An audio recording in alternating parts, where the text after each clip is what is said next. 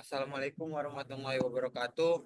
Kami dari kelompok 5 ingin mempresentasikan tugas struktur mini riset geosintetik clay liner atau disingkat GCL di TPA Deli Serdang. Selanjutnya.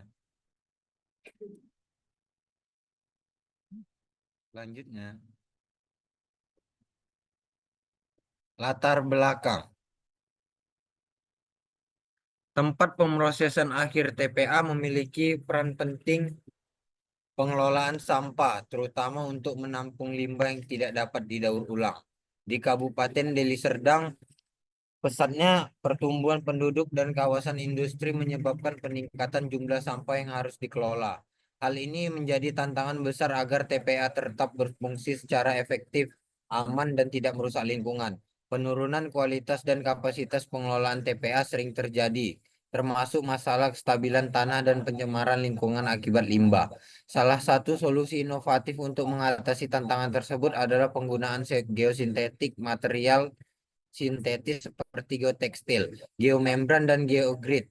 Geosintetik dapat memperkuat daya dukung tanah, mengurangi pergerakan tanah, dan mengendalikan aliran air lindi untuk mencegah pencemaran tanah dan air. Penerapan geosintetik di TPA Deli Serdang dapat meningkatkan pengelolaan sampah sekaligus meminimalkan dampak negatif terhadap lingkungan. Survei di TPA Deli Serdang bertujuan mengevaluasi efektivitas penggunaan geosintetik.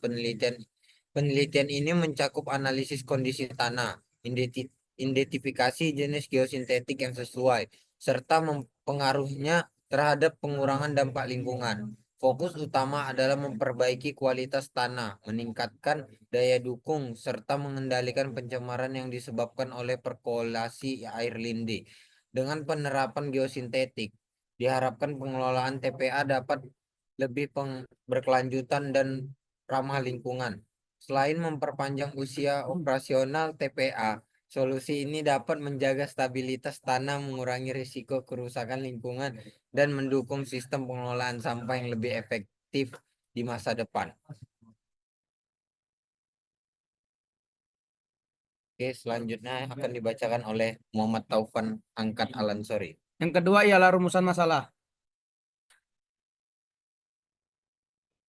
Yang pertama, mengapa TPA Deli Serdang lebih menggunakan geosintetik clay liner? Yang kedua, apa saja alat dan bahan yang digunakan dalam proses pembangunan geosintetik clay liner? Yang ketiga, bagaimana proses pengerjaan geosintetik clay liner? Yang keempat, bagaimana contoh perhitungan geosintetik clay liner? Yang kelima, apa saja kelebihan dan kekurangan geosintetik clay liner? 3. Tujuan penelitian. Tujuan penelitian, berdasarkan latar belakang yang telah diuraikan, maka tujuan penelitian ini adalah: 1. Mengetahui alasan TPA Deli Serdang lebih menggunakan geosintetik clay liner. 2. Untuk mengetahui alat dan bahan yang digunakan dalam proses pembangunan geosintetik clay liner. 3. Untuk mengetahui proses pengerjaan geosintetik clay liner. 4. Untuk mengetahui contoh perhitungan geosintetik clay liner. 5. Untuk mengetahui kelebihan dan kekurangan geosintetik clay liner. Keempat, landasan teori. Pertama, metode perbaikan tanah. Tanah merupakan lapisan penting pada konstruksi paling dasar terhadap pembangunan suatu konstruksi. Tanah merupakan suatu pendukung sebuah bangunan yang berfungsi sebagai penahan beban konstruksi di atasnya. Jenis dan karakteristik. Satu, metode perbaikan tanah diantaranya jenis dan karakteristik boleh kan? termasuk sifat-sifat kimia dan fisik.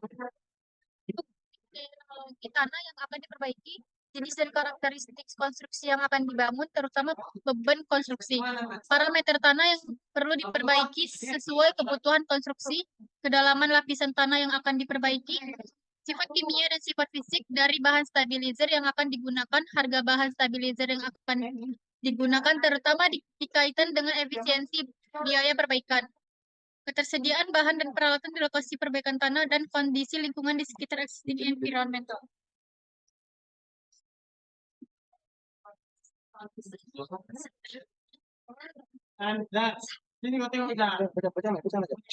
Dua, geosintetik. Geosintetik adalah lembaran material polimer lentur yang digunakan dengan tanah, bantuan, atau material geoteknik lainnya untuk meningkatkan kestabilan dan kekuatan tanah. Berdasarkan bahannya, geosintetik terbagi menjadi polimer sintetik seperti polipropilena, polister, polipilena, dan bahan alami seperti kapas atau rami untuk aplikasi sementara. Berdasarkan sifatnya, geosintetik dapat kedap air seperti geomembran atau lolos air seperti geotekstil. Kombinasi material geosintetik seperti geotekstil geogrid atau geotekstil geomembran disebut geokomposit yang dirancang untuk mengoptimalkan karakteristik masing-masing bahan.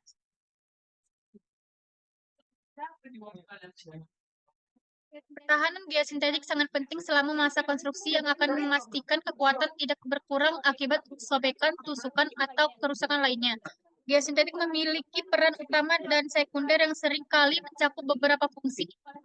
Oleh karena itu, penting untuk mempertimbangkan kedua fungsi tersebut selama perhitungan dan pengembangan spesifikasi perencanaan atau Departemen Pekerjaan Umum Direktorat Jenderal Bina Marga 2009. Ketiga, pengaplikasian dan fungsi geosintetik. Geosintetik memiliki peran utama dan sekunder yang seringkali mencakup beberapa fungsi. Bila digunakan fungsi-fungsi ini, memungkinkan geosintetik memberikan kontribusi yang komprehensif.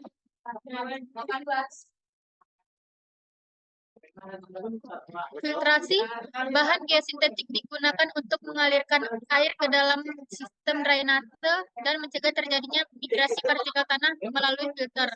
Contohnya penggunaan geosintetik sebagai filter adalah sistem drainase porous drainase. Bahan geosintetik digunakan untuk mengalirkan air dari dalam tanah.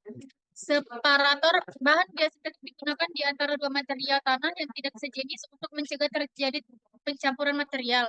Perkuatan, sifat tarik bahan geosintetik dimanfaatkan untuk menahan tegangan atau deformasi pada struktur tanah.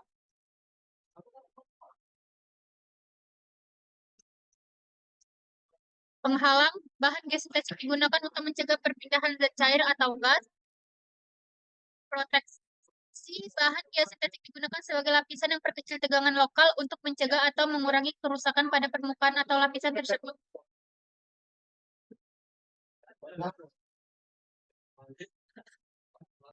5. Metodologi.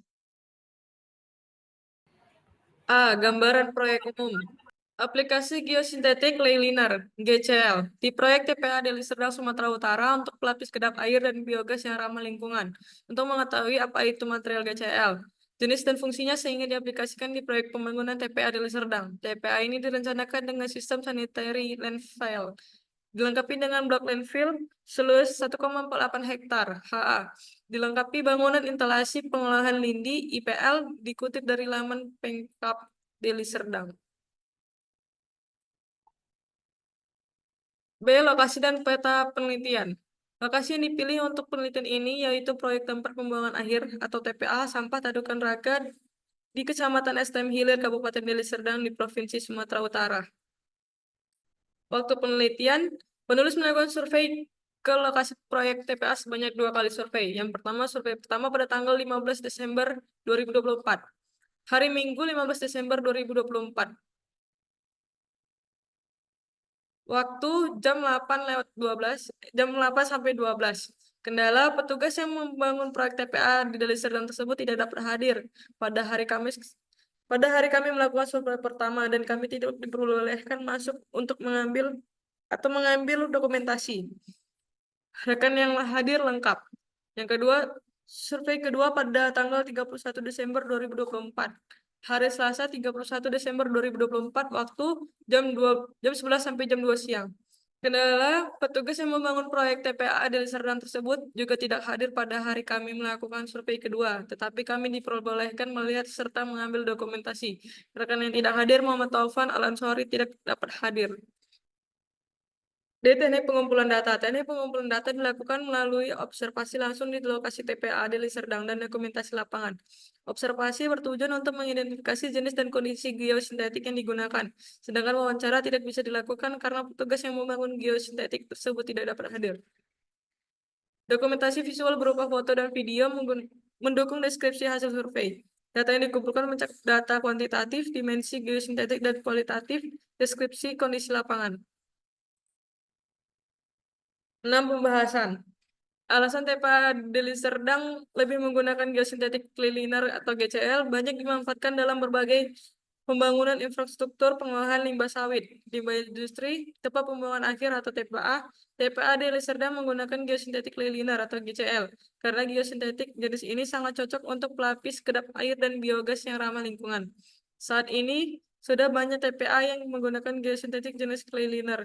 Dalam penelitian Wijati et al. 2016 yang berjudul Kemampuan Geosintetik Linear dalam Menyisihkan Konsentrasi Warna, Besi, dan TSS pada lindi. Geosintetik linear atau GCL lebih cocok untuk TPA dibandingkan geosintetik lainnya karena efisiensi dalam pencegahan peresapan lindi. GCL memiliki struktur unik yang terdiri dari lapisan beton. Betonit diapit oleh geosintetis. Geotekstil karena terkena air. Betonit mengembang dan membentuk lapisan kedap air, mencegah cairan lindi yang mengandung zat berbahaya seperti logam berat, zat organik dan organik masuk ke tanah. Lindi yang dibiarkan meresap ke dalam tanah dapat mencemari air tanah yang berpotensi merusak ekosistem dan kesehatan manusia. Dengan daya serap betonit yang tinggi, GCL menjadi lapisan pelindung yang sangat efektif untuk mencegah risiko tersebut. Hal ini membuat GCL menjadi pilihan utama untuk TPA modern yang memerlukan perlindungan lingkungan jangka panjang. Kedua, efektivitas dalam menyisihkan penyamaran GCL sangat efektif dalam mengurangi konsentrasi warna pada lindi. Warna lindi menunjukkan adanya zat organik dan anorganik yang dapat mencemari air. Dengan penurunan warna hingga 36,3%, GCL membantu memenuhi baku mutu air limbah dan mengurangi dampak pencemaran visual pada lingkungan. Hal ini penting untuk memastikan bahwa lindi yang diolah tidak mencemari badan air penerimaan secara estetika maupun kimia. Selain itu, GCL dapat menurunkan konsentrasi logam berat seperti besi, Fe hingga 11%. Logam berat ini bersifat toksik dan karsinogenik, sehingga pengurangan konsentrasinya sangat penting untuk melindungi ekosistem dan kesehatan manusia. 3. Alternatif lebih praktis dan efisien. Tanah yang dipadatkan seringkali menjadi pilihan tradisional untuk lapisan dasar TPA. Namun ketersediaan semakin langka. Selain itu, proses pemasangannya memakan waktu dan biaya lebih banyak. GCL adalah solusi yang lebih praktis karena ringan, fleksibel, dan mudah dipasang. Penggunaan GCL mengurangi kebutuhan material alami dan mempercepat proses konstruksi, sehingga menghemat waktu dan sumber daya. 4. Kinerja optimum dengan kombinasi linear. Penggunaan kombinasi lapisan geotekstil dan anyaman pada GCL memberi hasil terbaik dalam pengolahan lindi. Pori-pori kecil pada geotekstil mampu menahan partikel terus suspensi, sementara struktur anyaman memperluas area kontak, memungkinkan lebih banyak cairan terserap. Kombinasi ini meningkatkan efisien penyerapan lindi, sehingga penyebaran dapat disisihkan dengan lebih efektif. 5. Stabilitas mekanik dan kimia lapisan. Betonit dalam GCL memiliki stabilitas mekanik dan kimia yang tinggi. Sifat adsorpsi betonik memungkinkan penyisian zat pencemaran seperti logam berat, amonia, dan senyawa organik. Secara efisien, struktur betonit yang berpori membantu menjaga daya serap tinggi, meskipun lapisan tersebut terkena tekanan atau renggangan selama operasi. Operasi instalasi yang lebih cepat. Proses instalasi GCL lebih sederhana dibandingkan material lain seperti geomembran atau tanah yang dipadatkan. Material ini dapat dengan mudah diaplikasikan di berbagai jenis medan, termasuk area yang sulit dijangkau. Kemudian instalasi ini membantu mengurangi waktu pengerjaan sehingga proyek TPA dapat diselesaikan jadi lebih cepat. 7. Efisiensi biaya jangka panjang. Meskipun biaya awal pemasang GCL mungkin lebih tinggi dibandingkan dengan material tradisional, efisiensinya dalam jangka panjang jauh lebih menguntungkan. Dengan daya tahan tinggi ini, kebutuhan perawatan yang minimal, GCL mengurangi biaya operasional TPA secara keseluruhan. B. Alat dan bahan yang digunakan dalam proses pembangunan geosintetik clay linear. Yang pertama, alat yang digunakan pada proyek pembangunan TPA Deli Serdang.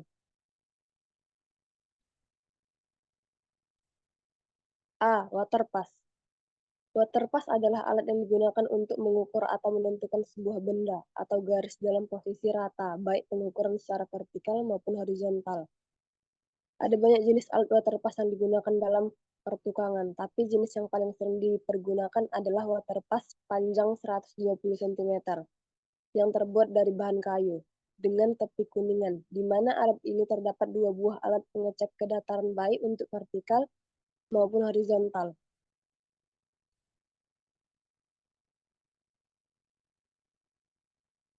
B. Meteran.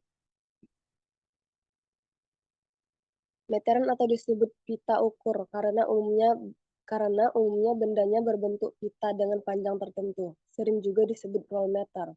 Karena umumnya pita ukur ini pada keadaan tidak dipakai atau disimpan dalam bentuk gulungan atau roll. C. Rambu ukur. Rambu ukur merupakan alat bantu baca guna mengukur elevasi tanah maupun bangunan. Ukuran rambu ukur sampai 6 meter.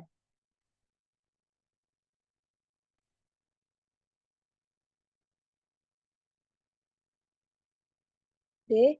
Teodolit. Teodolit adalah alat optik presisi untuk mengukur sudut antara titik yang ditunjuk terlihat dalam bidang horizontal dan vertikal. Penggunaan tradisional digunakan untuk survei tanah, tetapi mereka juga digunakan secara luas untuk konstruksi bangunan dan infrastruktur.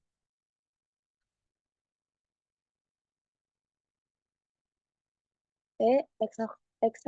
Eksavator. Eksavator adalah alat berat yang terdiri dari lengan, bom, serta bucket atau alat keruk dan digerakkan oleh tenaga hidrolis yang dimotori dengan mesin diesel dan berada di atas roda rantai.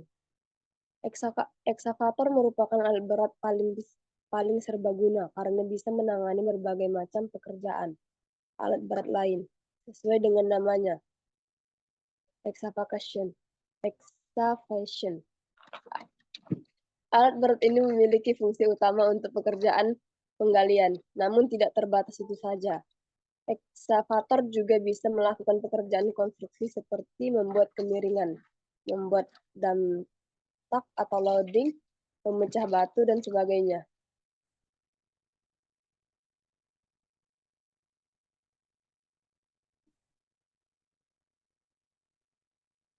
F. Bulldozer. Bulldozer adalah salah satu jenis alat berat yang berfungsi untuk pemerataan material seperti tanah, pasir, kerikil, yang memiliki kemampuan dorong atau tenaga yang tinggi.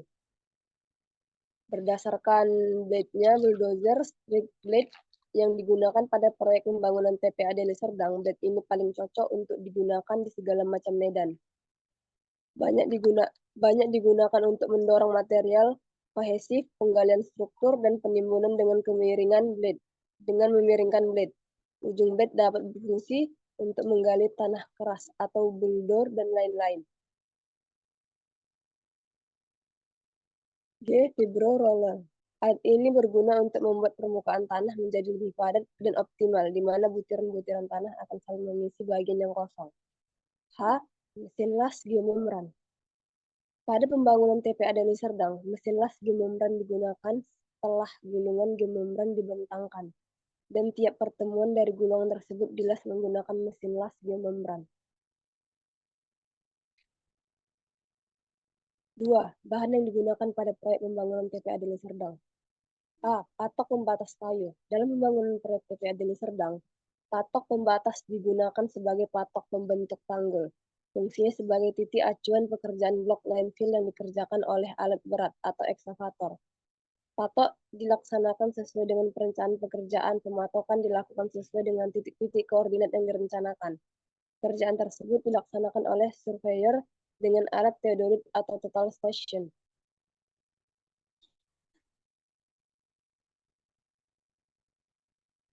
B. Geomembran. Geomembran lembaran yang terbuat dari bahan HDPE yang mempunyai tingkat impermeabilitas yang sangat tinggi dan sangat homogen, berfungsi sebagai lapis kedap air geomembran yang dipakai untuk bahan konstruksi. Untuk bahan konstruksi rupanya banyak sekali kegunaannya. HDPE geomembran telah sungguh-sungguh meluas penggunaannya. Aplikasi pemakaian geomembran untuk konstruksi tampungan air dalam memecahkan kekeringan yang terjadi di suatu tempat. Geomembran HDPE adalah lembaran yang kedap air yang bermanfaat sebagai pemisah antara air ataupun gas dengan lingkungan sekitarnya. Bahan geomembran aplikasi yang bisa dipakai untuk embung, situ, waduk, penyelesaian sungai, penyelesaian pantai, dan mungkin bisa dipakai untuk bangunan lain, untuk cara airnya. Aplikasi geomembran adalah lapisan kedap air yang banyak dipakai untuk kolam buatan, sanitary landfill, tempat pembuangan sampah akhir, dan kolam irigasi. C. Proses pengerjaan geosintetik clay liner. Pertama, pekerjaan persiapan. Dalam tahap pekerjaan persiapan diperlukan ilmu survei yang profesional, dikarenakan dalam lahan yang luas dan bangunan yang luas guna untuk memberi informasi batas maupun wilayah kerja proyek sehingga tidak menimbulkan masalah di kemudian harinya. Tahap pekerjaan persiapan ini dengan telah diberi informasi batas wilayah kerja, maka alat berat yang bekerja dapat membersihkan lahan untuk wilayah kerja yang akan dikerjakan. B. Pekerjaan galian pembentukan blok landfill. Pekerjaan galian tanah pada bangunan blok landfill bertujuan untuk mendapatkan galian kedalaman yang direncanakan dengan kesesuaian gambar rencana terhadap lapangan. Pekerjaan ini menyangkut ilmu survei yang bertujuan untuk memberikan informasi plot-plot bangunan pada lapangan, sehingga lapangan proyek yang kontur tanah tidak beraturan dapat dikerjakan sedemikian rupa menjadi bangunan yang sesuai dengan perencanaan. C. Kerjaan timbunan pembentukan blok landfill. Dalam tahap pekerjaan ini, tanah pada lahan yang sudah diplot oleh surveyor akan dibentuk tanggul pada bagian yang sudah direncanakan, sesuai dengan site plan. Dalam tiap potongan gambar yakni 15 seksi dengan tiap seksi berjarak 15 meter. Tiap seksi terdapat perbedaan elevasi. Fungsi surveyor dalam pekerjaan ini sangat dibutuhkan untuk mengontrol ketinggian elevasi tiap seksinya guna membentuk bangunan sesuai dengan perencanaan. D. Pekerjaan sistem liner. Pekerjaan sistem liner merupakan salah satu tahap dalam pelaksanaan konstruksi dalam pekerjaan ini, yaitu pemasangan geomembran. Dalam pekerjaan ini, gulung-gulungan geomembran dibentangkan perpanjang gulungan tersebut. Pembentangan gulungan geomembran dibutuhkan 10 orang pekerja dengan kapasitas pekerjaan 600 meter kuadrat per hari.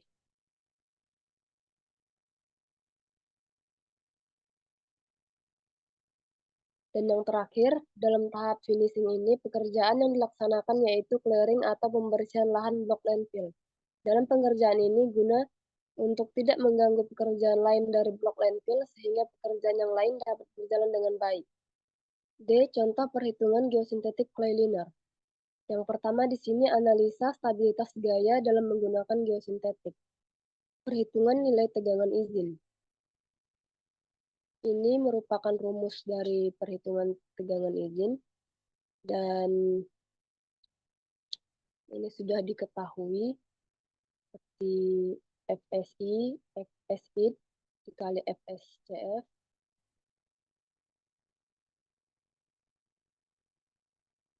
Kemudian yang kedua, lanjut Naina.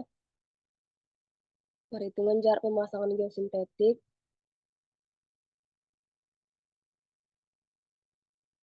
Di sini juga sudah tercantum rumusnya. KA sama dengan tan kuadrat 45 kurang theta per 2. Yang ketiga, lanjut. Perhitungan gaya lateral atau P. P sama dengan KA dikali gamma dikali Z dikali 75%. Di mana P ini tekanan tanah lateral, KA ini koefisien dari tekanan tanah lateral, gamma berat jenis tanah, Z kedalaman diukur dari permukaan tanah. Kemudian yang keempat, menentukan jarak spasi. Di sini juga sudah dicantumkan rumusnya, serta lambang-lambang rumusnya juga sudah dicantumkan. Menentukan panjang L geosintetik. Di sini juga sudah, keterangannya juga sudah lengkap. Yang keenam, menentukan panjang overlapping geosintetik nonwoven. Nah, di sini untuk rumus ini jangan digunakan. Ini sering digunakan untuk pada jalan raya. Oke, lanjut. Analisa stabilitas gaya dalam menggunakan geosintetik. Yang pertama, kita harus menghitung dulu tekan tanah aktif, di mana PA sama dengan 0,5 dikali gamma YT. Gamma YT ini merupakan berat isi tanah, dikali H ini merupakan tinggi timbunan, dan dikali koefisien tanah aktif. Yang kedua, kemudian kita mencari pemeriksaan momen geser. Di sini juga sudah dicantumkan rumus-rumus yang perlu pada pemeriksaan momen geser. Ketiga, pemeriksaan momen guling. Momen geser tadi itu syaratnya harus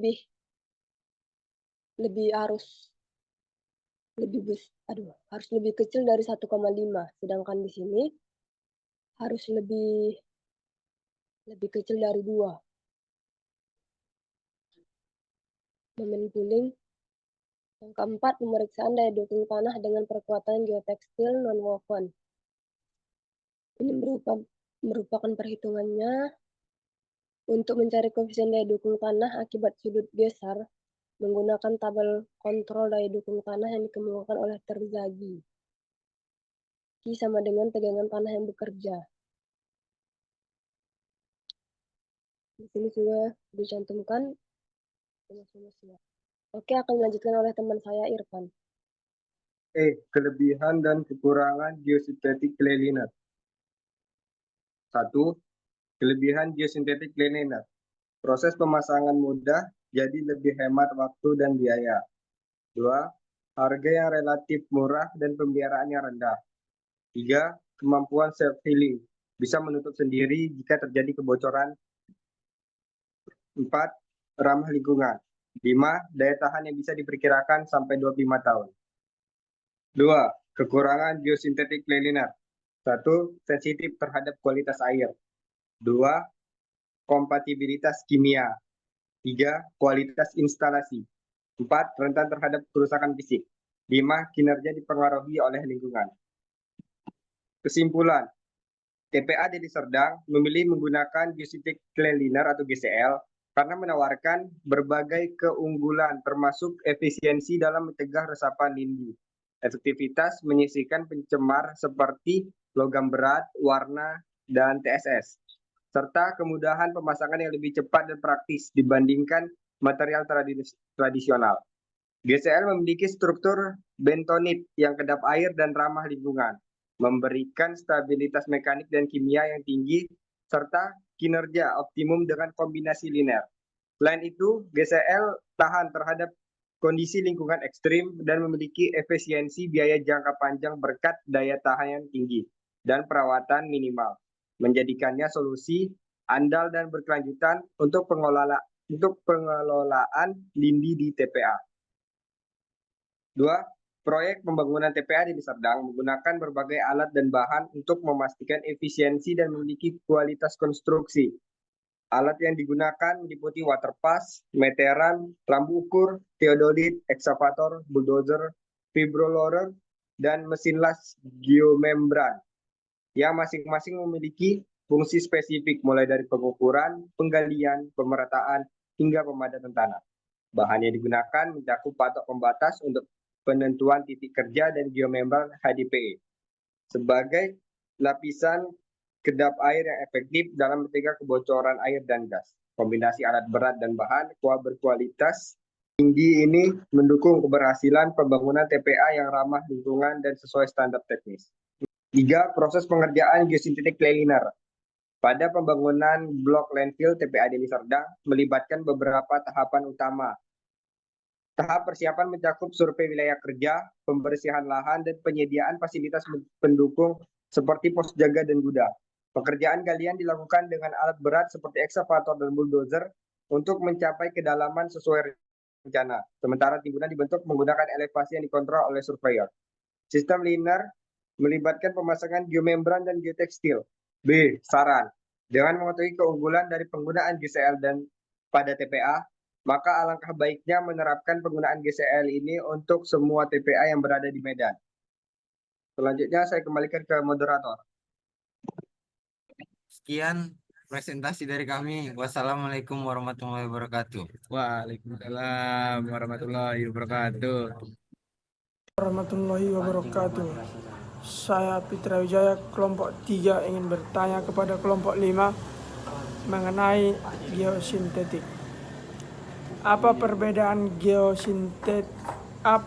perbedaan fungsi geotekstil dan geogrid dalam perbaikan tanah? Kemudian saya akan menjawab pertanyaan dari Fitra Wijaya dari kelompok 3. Pertanyaan mereka yaitu, apa perbedaan fungsi geotekstil dan geogrid dalam perbaikan tanah? Geotekstil dan geogrid memiliki fungsi yang berbeda dalam perbaikan tanah karena desain dan sifat materialnya yang unik. Geotekstil adalah material lembaran yang digunakan terutama untuk fungsi separasi, filtrasi, dan penguatan. Geotekstil mencegah pencampuran antara lapisan tanah dengan material granular di atasnya, sehingga mempertahankan kestabilan struktur. Selain itu, geotekstil memungkinkan air melewati lapisannya sambil menyaring vertikal tanah, membuat efektif untuk mencegah erosi dan menjaga drainase. Sebaliknya, geogrid dirancang untuk fungsi penguatan dan perkuatan tanah dengan struktur berbentuk grid atau jaring. Geogrid memberikan penguncian mekanis pada partikel tanah atau agregat yang mengisi celahnya. Hal ini meningkatkan daya dukung tanah dengan mendistribusikan beban secara merata dan mengurangi deformasi. Sehingga geogrid sering digunakan pada aplikasi seperti perkuatan lereng, perkerasan jalan, dan dinding penahan tanah. Secara sederhana, geotekstil lebih difokuskan pada fungsi pemisahan, filtrasi, dan stabilisasi umum. Sedangkan geogrid lebih diarahkan untuk meningkatkan kekuatan dan stabilitas struktur tanah melalui penguncian mekanis dan distribusi beban. Pemilihan material tergantung pada kebutuhan spesifik proyek dan kondisi tanah di lokasi. Assalamualaikum warahmatullahi wabarakatuh. Perkenalkan, nama saya Muhammad Ramdan Rahmadi dari kelompok 2. Saya ingin bertanya kepada kelompok 5. Apa saja keunggulan geosintetik yang kalian temukan di TPA tempat kalian ini riset? Terima kasih. Kemudian, saya akan menjawab pertanyaan dari kelompok 2. Muhammad Ilhanda. Pertanyaan mereka, apa perbedaan geotekstil dan geogrid dalam TPA, tempat pembuangan akhir Tadukan di Kabupaten Deli Serdang memiliki beberapa keunggulan pengolahan sampah yang ramah lingkungan. Salah satu keunggulannya adalah penggunaan geosintetik clay liner sebagai lapisan kedap air untuk mencegah perembesan air lindi ke dalam tanah. Air lindi kemudian dialirkan ke instalasi pengolahan air limbah atau IPAL melalui pipa HDPE atau geopipe, memastikan bahwa limbah cair ditangani dengan baik dan tidak mencemari lingkungan sekitar. Selain itu, TPA Tadukan Raga dirancang dengan sistem sanitary landfill yang lebih modern dan efisien. Dengan luas sekitar 7,5 hektar, TPA ini menjadi yang terbesar di Deli Serdang dan mampu menampung sampah dari 16 kecamatan. Fasilitas ini dilengkapi dengan blok landfill seluas 1,48 hektar dan bangunan instalasi pengolahan lindi atau IPL yang memastikan pengolahan sampah dilakukan secara higienis dan terkontrol, mengurangi risiko pencemaran lingkungan. Keunggulan lain dari TPA Tadukan Raga adalah pengumpulan gas melana yang dihasilkan dari proses dekomposisi sampah. Gas ini dikumpulkan melalui geopipe atau pipa HDPE dan dapat diolah menjadi energi terbarukan, sehingga tidak hanya mengurangi emisi gas rumah kaca tetapi juga memanfaatkan sumber energi alternatif. Inovasi ini menunjukkan komitmen TPA Tadukan Raga dalam menerapkan teknologi ramah lingkungan dan berkelanjutan dalam pengelolaan sampah. Assalamualaikum warahmatullahi wabarakatuh. Saya dari kelompok 4, Muhammad Lutfi Nasution, ingin bertanya kepada kelompok 5. Perbaikan tanah dengan geosintetik. Nah, apa contohnya yang ada di Indonesia maupun di luar negeri? Coba dijelaskan ya. Terima kasih. Saya akan menjawab pertanyaan dari M. Lutfi Nasution dari kelompok 4. Mereka, contoh perbaikan tanah yang menggunakan geosintetik yang ada di luar negeri. Perbaikan tanah menggunakan geosintetik telah banyak diterapkan di Indonesia, terutama pada proyek infrastruktur besar. Salah satu contohnya adalah pembangunan jalan tol di daerah rawa-rawa, seperti pada proyek Tol Trans Sumatera, Di beberapa segmen yang melewati tanah lunak digunakan geotekstil dan geogrid untuk meningkatkan stabilitas tanah dasar. Geotekstil berfungsi sebagai separator untuk mencegah pencampuran antara tanah lunak dan material timbunan. Sementara geogrid digunakan untuk memperkuat daya dukung dan mengurangi deformasi pada lapisan tanah. Di luar negeri, penggunaan geosintetik terlihat jelas pada proyek rekayasa pantai dan reklamasi lahan. Seperti di Singapura, negara ini memanfaatkan geotekstil tube untuk membangun struktur pantai dan tanggul sebagai bagian dari proyek reklamasi tanah. Geotekstil tube diisi dengan pasir lokal untuk membentuk penghalang yang kuat, sehingga memungkinkan reklamasi dilakukan dengan lebih efisien. Proyek ini menunjukkan bagaimana geosintetik dapat digunakan untuk mengatasi keterbatasan lahan dengan cara yang berkelanjutan. Selain itu, di Jepang, geosintetik digunakan secara luas untuk stabilisasi lereng di daerah rawan longsor. Proyek ini sering menggunakan geogrid dan geomat untuk memperkuat lapisan tanah permukaan dan mendorong pertumbuhan vegetasi, sehingga meningkatkan kestabilan lereng. Penggunaan geosintetik ini sangat penting, mengingat kondisi geografis Jepang yang rawan gempa dan curah hujan tinggi, yang sering menyebabkan tanah longsor. Di Indonesia, proyek perbaikan tanah dengan geosintetik juga diterapkan pada pembangunan Bandara Internasional Kertajati di Jawa Barat. Tanah lunak di sekitar lokasi bandar diperbaiki dengan menggunakan geotekstil dan vertical drain. Vertical drain berfungsi untuk mempercepat konsolidasi tanah, sedangkan geotekstil membantu menstabilkan lapisan tanah lunak, sehingga menghasilkan lahan yang lebih stabil untuk mendukung struktur berat. Contoh-contoh ini menunjukkan fleksibilitas dan keandalan geosintetik dalam berbagai kondisi tanah dan aplikasi konstruksi.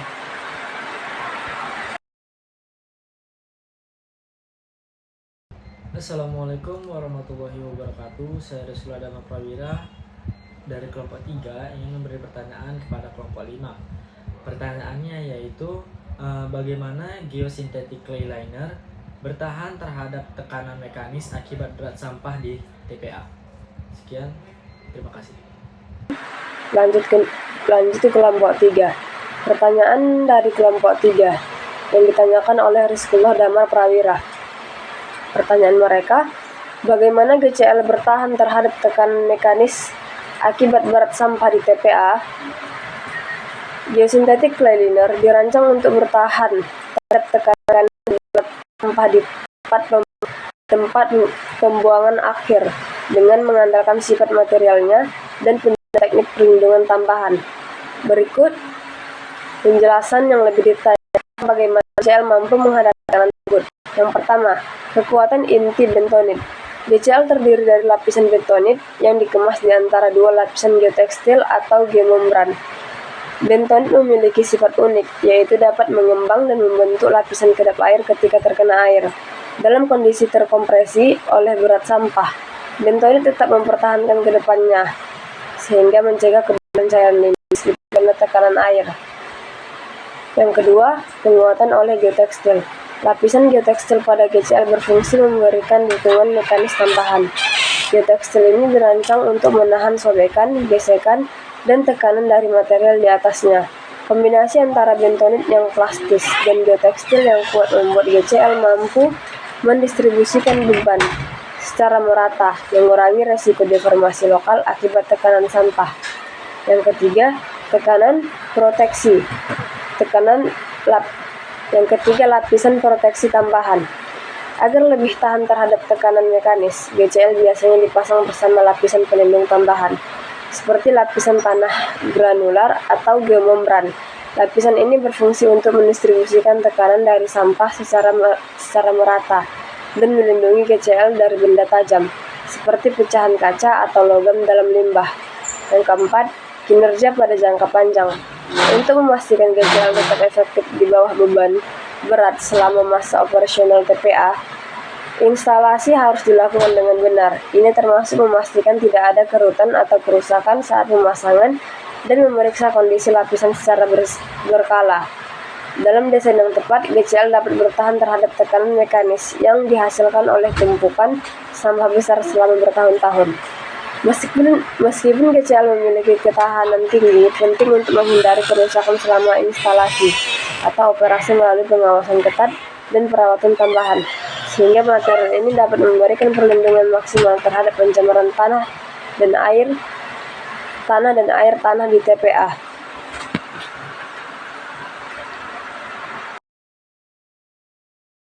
Assalamualaikum warahmatullahi wabarakatuh. Perkenalkan, nama saya Winda Puspita Marpaung dari kelompok 1. Ingin bertanya kepada kelompok 5 mengenai mini risetnya.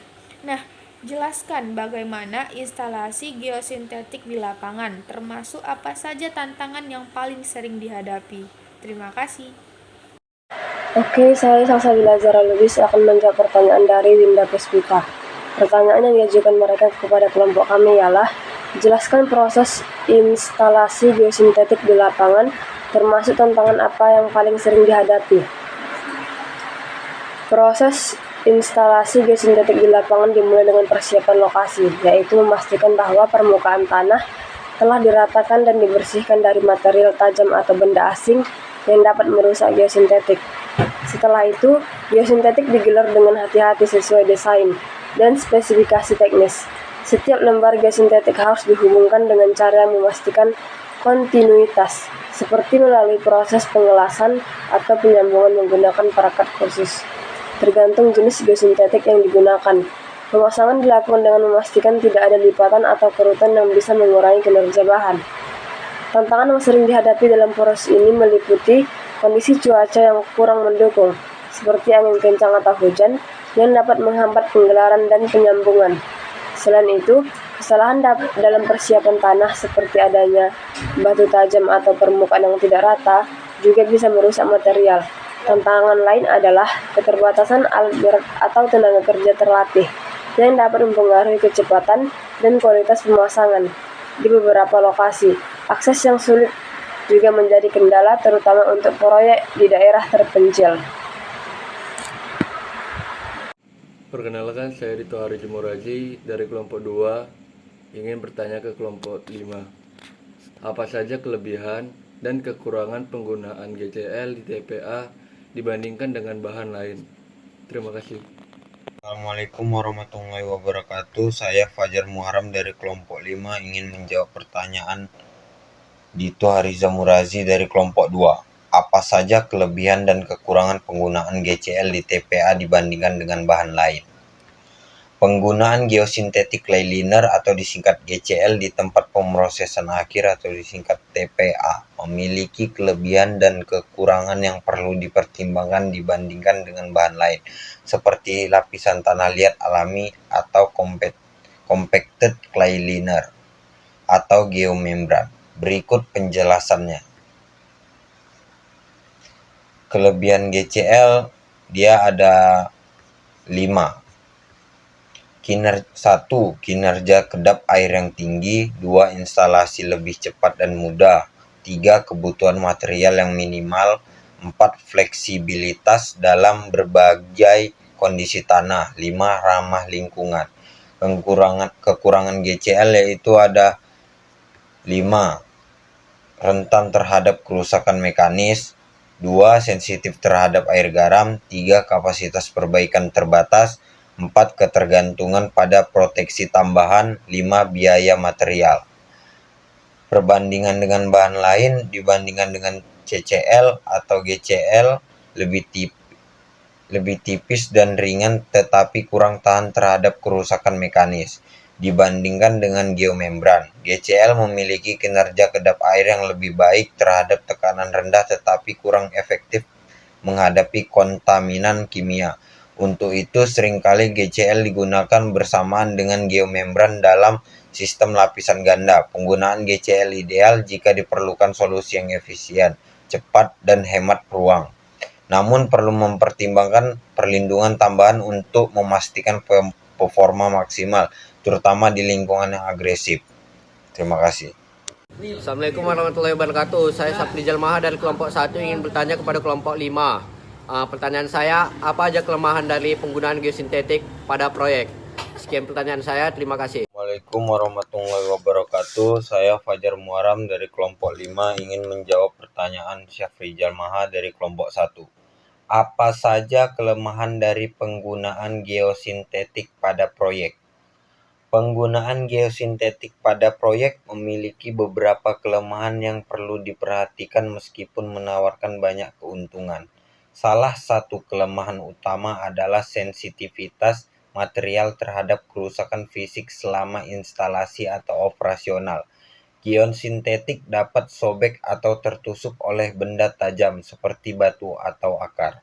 Jika permukaan tanah tidak dipersiapkan dengan baik, kerusakan ini dapat mengurangi efektivitas fungsi geosintetik, seperti kekedapan atau penguatan. Selain itu, kinerja geosintetik dapat dipengaruhi oleh faktor lingkungan seperti paparan sinar ultraviolet yang berkepanjangan. Jika geosintetik tidak dilindungi selama atau setelah instalasi paparan UV, dapat menyebabkan degradasi material yang mengurangi masa pakainya. Reaksi kimia dengan bahan tertentu di dalam tanah seperti asam atau basa kuat juga dapat mempengaruhi daya tahan geosintetik. Kelemahan lainnya adalah biaya awal yang lebih tinggi dibandingkan metode tradisional, terutama untuk proyek skala besar yang membutuhkan geosintetik dengan spesifikasi khusus. Proses instalasi juga memerlukan tenaga kerja terlatih dan alat khusus untuk memastikan pemasangan yang benar. Jika tidak dilakukan dengan tepat, geosintetik mungkin tidak memberikan hasil yang diharapkan, sehingga menimbulkan biaya tambahan untuk perbaikan. Sekian dan terima kasih. Assalamualaikum warahmatullahi wabarakatuh. Saya Fitra Wijaya, kelompok 3 ingin bertanya kepada kelompok 5 mengenai geosintetik. Bagaimana cara pemasangan geosintetik untuk meningkatkan daya dukung tanah? Terima kasih. Assalamualaikum warahmatullahi wabarakatuh. Perkenalkan, nama saya Andre Irfansyah. Saya dari kelompok 5 akan menjawab pertanyaan dari Fitra Wijaya. Pertanyaannya, bagaimana cara pemasangan geosintetik untuk meningkatkan daya dukung tanah? Jawabannya, pemasangan geosintetik untuk meningkatkan daya dukung tanah dimulai dengan persiapan lahan. Permukaan tanah harus diratakan dan dibersihkan dari material tajam seperti batu atau akar yang dapat merusak geosintetik. Setelah itu, geosintetik seperti geogrid atau geotekstil digelar sesuai desain yang telah direncanakan. Pergelaran dilakukan secara hati-hati untuk memastikan material tetap rata tanpa lipatan atau kerutan yang bisa mengurangi efektivitasnya. Setelah geosintetik terpasang, material pengisi seperti tanah granular atau pasir ditambahkan di atasnya secara bertahap. Proses ini dilakukan dengan menyebarkan material secara merata untuk menghindari pergerakan atau kerusakan pada geosintetik. Jika diperlukan, lapisan geosintetik tambahan dapat dipasang secara berlapis untuk meningkatkan stabilitas dan kekuatan struktur. Dalam beberapa aplikasi, geogrid sering digunakan untuk memperkuat lapisan tanah pada area dengan beban berat seperti jalan atau landasan. Okay, see you next time.